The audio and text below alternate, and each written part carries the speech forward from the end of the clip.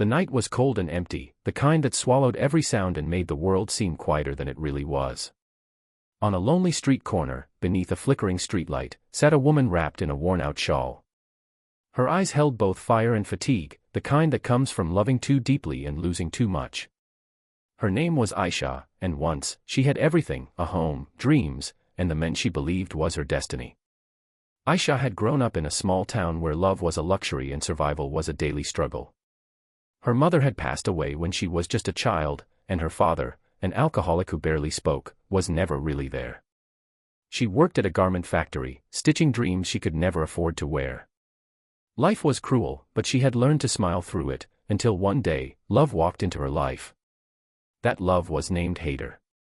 He was gentle, charming, and different from anyone she had ever known. He was a young journalist who came to her factory to write about the workers' living conditions. When he first saw her sitting near the dusty window, sewing with quiet focus, something in her simplicity drew him in. He started visiting often, asking her questions, sharing tea breaks, making her laugh. It didn't take long before friendship turned into something more. Haider wasn't rich either, but he had dreams, and his words carried hope. He promised her a life beyond pain, a small home, mornings with laughter, and nights filled with warmth. For the first time, Aisha believed she was worthy of being loved.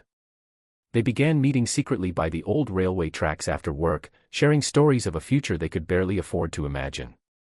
But love, as beautiful as it is, rarely stays untouched by reality. One evening, Haider came with eyes full of worry. His editor had found out about his relationship with a factory worker and threatened to fire him if he didn't end it. "They'll ruin my career, Aisha. They'll make sure I never get a job again," he said, voice trembling. Aisha's heart cracked, but she smiled through her tears.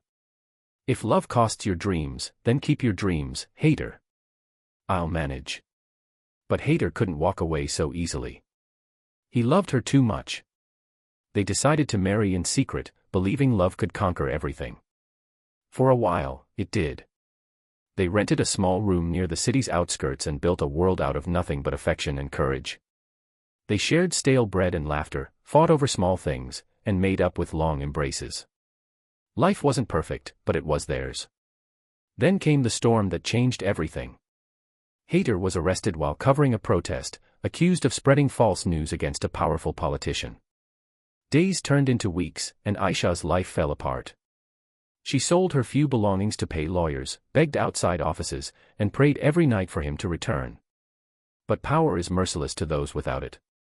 One winter morning, she got the news: Haider had died in custody. Heart failure, they said. But Aisha knew it was more than that. Her world collapsed. The room that once held laughter now echoed with silence. She wandered the streets aimlessly, clutching his old notebook, the only thing left of him. Grief turned her fragile heart into stone. She stopped eating, stopped speaking. The same streets where they once walked hand in hand now felt like graves. People whispered when they saw her, a madwoman in love with a ghost. Yet, every night, she sat by the railway tracks where they once met, waiting, as if Haider would appear once more with his soft smile and promise of forever. One rainy night, lightning cut through the sky.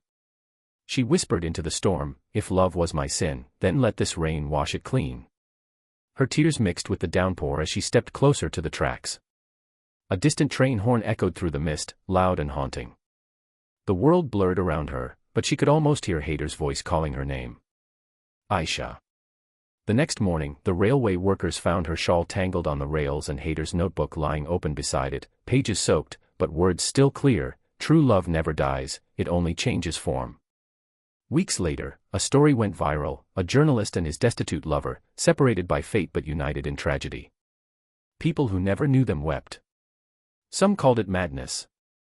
Others called it the purest form of love.